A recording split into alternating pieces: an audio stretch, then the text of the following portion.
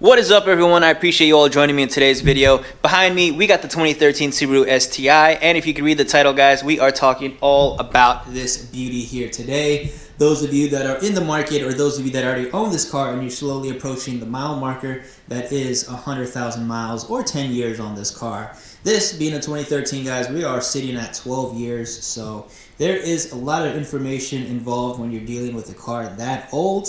Apart from the general maintenance stuff, guys, I'm going to go ahead and talk about everything that I have encountered with this car. Me being the first owner and owning it for the past 12 years, the car is currently sitting at around almost 90,000 miles. I think about 89 something.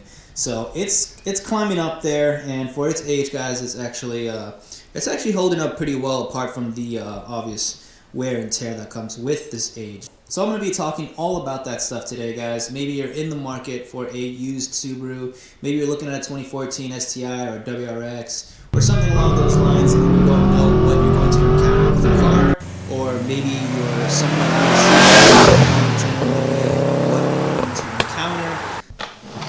Whoa! Alright, guys. So if you're in the market for a 2013 or maybe an older generation Subaru, much like this, I'm going to basically go over all the maintenance stuff that I have encountered with this car, especially in recent times as we are approaching 100,000 miles, and obviously components are only designed to withstand a couple of years before they need to be replaced or addressed. So hopefully this video will help you guys out. So to start, this is my 2013 Subaru STI, and as I said, I'm at 89,000 miles, and I have here a list of everything that needs to be addressed on this car. It's quite a list. It's about a page and a half. They were very generous at the Subaru Performance Shop that I took this car to get fixed.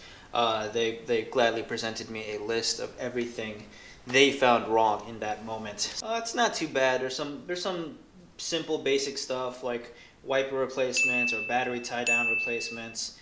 But there are some big things on here, guys, so I'm going to go ahead and get to the big stuff first. So generally speaking, you guys will probably already know about this, but Subarus are not exactly, especially the STI WRXs, are not exactly the most reliable, as you always hear people joke around the head gasket going out, or ringland, or rod knock, or something like that. And let me just straighten the record out, guys. All of that is true. It is true. A lot of people think they can throw in an intake on their car and then they're good to go and drive off into the sunset, but that is not the case. These cars are super sensitive. Their computers are set to go one way, and the moment you start tinkering with things in the engine, the computer is going to register it as something off, and it's just going to ruin the car. These cars need to be tuned, so if you are looking at a car that already has mods on, intake, downpipe, full catback system, whatever, just make sure that the car is properly tuned, either with an access port or has been pro tuned. So I'm going to go ahead and say it. This car has been problem free from the year I brought it all the way to like maybe 8 years later. Granted, I know I don't drive the car as much. It's got a little bit less than miles than what it should have. But the first giant repair I've had with this car, guys, is one that I wouldn't even expect it. The factory downpipe on this car was clogged. My guess is because I was using Rotella T6, and that oil uses a lot of zinc or some other chemical. That stuff does clog up your cats and whatnot. So that ended up happening to my car, but I didn't know that at the time. The car just felt low on power, and the whole time I thought it was a boost leak. It wasn't until I took it to the professional Subaru shop where they told me that my OEM downpipe was clogged and needed to be replaced. So that was the first major repair I had to do on this car, and that was about 2 years ago. So I think 2023 was when this car was beginning to go downhill. That set me back around $1,000, $900 for the Cobb downpipe, and then they ended up doing the install. That ended up setting me back around $2,000. So that was the first repair. The car had been running straight and true with me at that time, and it was stock pretty much. I had the access port and I had a catback exhaust system. That is it. The car was running like that the entire time. So everything is off the shelf. Once that setback happened, I got another setback. The TGVs on my car went out. This thing is going to access the mainframe, and boom!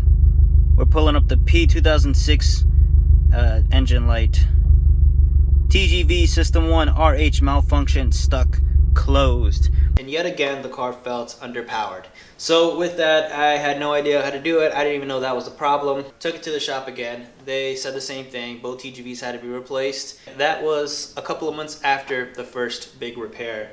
That was another $1,500. It was already climbing up there. So once they took a look at the TGVs, they replaced that. We had brand new TGVs, brand new seals and everything. Then we just got bombarded with every repair, guys. The car was past 10 years, and at 10 years or 100,000 miles, you are to replace your timing belt, the assembly, all the water pump, the thermostat, all that stuff needed to be replaced. That is regular maintenance stuff. That too set me back around $500-600. I also had to get a brand new front radiator for the car because the old one was beginning to crack and the plastic was starting to change color and fade, because that's just how old it is. That sent me back another $500. So keep that in mind. If you are reaching 100K or 10 years already, guys, you have to buy the whole water pump, the thermostat, buy the whole kit, and that's going to set you back around $500 or so. Maybe a new radiator and some radiator hoses wouldn't be a bad idea as well. That's what we did with this, and the car was solid. Owning the car for those past 10 years, and the big giant repairs finally started to show up. The TGVs and the downpipe, both of which had to be replaced. Those two set me back around $3,000. Could I have done that stuff myself? Probably. I didn't know that those were the issues at the time, so that's just another thing you're gonna have to encounter if you're new to Subarus too. The good news is there is a lot of information online. There's a ton of it online, so there's a lot of research, there's a lot of write-ups, there's a lot of videos, so it's all out there. It's just a matter of learning and figuring it out, and that's what we're gonna do. Now, this car being more than 12 years old, of course there's things that need to be replaced. The main one here is the power steering rack on this car. It is absolutely pissing all over itself. But good news is, guys, that's not this problem. That's an overall common problem with these cars. But at least it's just power steering fluid, guys. It's not oil. And a brand new power steering rack will set you back around $700-800 or so. And that's just the part itself. That's coming up. So that's another thing to keep your eyes out for, guys, when you are looking at Subarus, is take a look at that power steering rack, especially for these generations, because it is a common issue for that to happen. So the next thing is off the list is vehicle OEM suspension. Struts and shocks are beginning to seep fluid, as well as top hats are split and cracked. Pictures attached below recommend replacement of vehicle suspension depending on customer's goal. It's perfect time to go for coilovers and or air suspension depending on preference. They also opt for stock replacement, but will need new top hats as well. Suspension, guys. I have been running on Eibach lowering springs for a very, very long time, and that is no bueno. You should never run lowering springs on struts longer than a year or two, because at that point, after that, your struts are cooked. And that's the case here. We have to buy some new coilovers for this car. Coilovers can range anywhere. I can get no-name brands if I hate my life, or I could spend some good money and get some Fortunatos, maybe get some BC coilovers, something along those lines. But that is going to set me back around $1,000 to $1,500 just for suspension. Moving on to the next thing, guys, on this car. This being 10 years old, guess what? The clutch is also gonna go out on you. Every now and then when I do drive on the highway, the clutch slips. Just normal highway driving. The clutch will slip in a higher gear. Clutch and flywheel is going to be around $800 or so, just material. So that is the next thing that I need to address on the car, is the clutch. And that's probably another thing you should look for if you are looking at an old Subaru, 10 plus years of age. And with that, calipers had to be rebuilt. Unfortunately, the passenger side caliper was a pain in the butt to do. One of the bleeder screws snapped, and so we had to purchase a whole new caliper just for that side. This side we salvaged, we built it, new pistons, new seals, bled the brakes, everything is good on this side, and that side is a brand new caliper. So our brakes are solid, guys. 10 years later, of course, these Brembos need to be rebuilt, guys. It's a must. They're the brakes. They're very crucial. You don't want to cheap out or skip out on that part at all, guys. Just to show you guys, I'll take a look at the hood. The car smells nice. Just feels so weak. Engine bay is dirty, guys. Alright, so we're going to talk about performance parts real quick, the stuff that I've done to the car so far. Air filter we replaced. Of course you have to do that frequently. Battery we had to replace. And then we installed an IAG air oil separator. This one set me back around $500. And of course, if you're going to do an air oil separator, you might as well focus on the oil pickup down there below on the engine block and the oil pan, as well as the windage tray or the baffle. All that we replaced, as well as the motor mounts, because, well, you're kind of already there and you might as well do it all at once. It is listed that our power steering lines are starting to crack due to old age, and that's kind of a given, guys. Look at this. This thing is hard plastic. It's supposed to be nice and flexible. This is very hard and very tough. So that's just another thing to worry about, guys. Man. So those, I think, are the main big ones, guys. If you are looking at purchasing a used WRX or STI, those are some of the things you need to look for when you are looking at your car. You want to make sure all that maintenance stuff has been taken care of. Oil changes have been taken care of. Spark plugs have been done. All the general maintenance is in the clear. These cars are so much fun. Very wonderful. All-wheel drive is great. You have the awesome not to mention the bugs.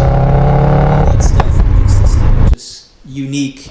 We got the STI spoiler, looks bleeding-tastic. Carbon fiber hood. Man, these things are just... And the good news is, they have been messed around so many times, guys, that there is a ton of information out there online. So if you're worried about learning how to change a clutch, bringing down the transmission, or installing an air oil separator, all that stuff is out there, guys. It's out there. That will save you a ton of money if you're planning on doing all the work yourself. That way, all you need to do is just buy the material. And if something goes wrong, then you know it was done by your own hands and not by a shop or something, guys. So, just a little food for thought. If you guys have any questions at all, leave them in the comments down below. I hope this video helped you guys out and gave you a little more confidence in the STI, guys. If you're buying an old STI, those are the things you need to look out for. And like I said, guys, these cars are so much fun. They're awesome. They're just overall a ton of fun. It all comes down to the previous owner and how the car is in its current sitting, because if not, you could be committing yourself to thousands and thousands of dollars in repairs, and that is no fun. Just like I'm in that road right now, guys. A lot of stuff went wrong in this car that I had zero clue. We had power failure. I thought it was a boost creep. Turned out my downpipe was clogged. So that stuff can happen. It's just a matter of doing your research and doing your homework out there. Making sure your car is straight and spitting flames, guys. That's it. Hope that helped you guys out. Make sure you subscribe for our journey, because as I said, those are pretty much the future plans, guys. We got to get a new clutch in this thing. We got to get new tires, new wheels for this thing. We need new shoes. Get this thing ready to go. We need new clutch. We're going to get coilovers for this thing. There is a lot to do, so make sure you subscribe, guys, especially if you're getting your own Subaru. Let me know in the comments what kind of car you guys are looking at. Hopefully this video helped you guys out. Make sure you comment, like, subscribe. All that stuff is greatly appreciated. I'll catch you guys all on the next one. Peace and take care.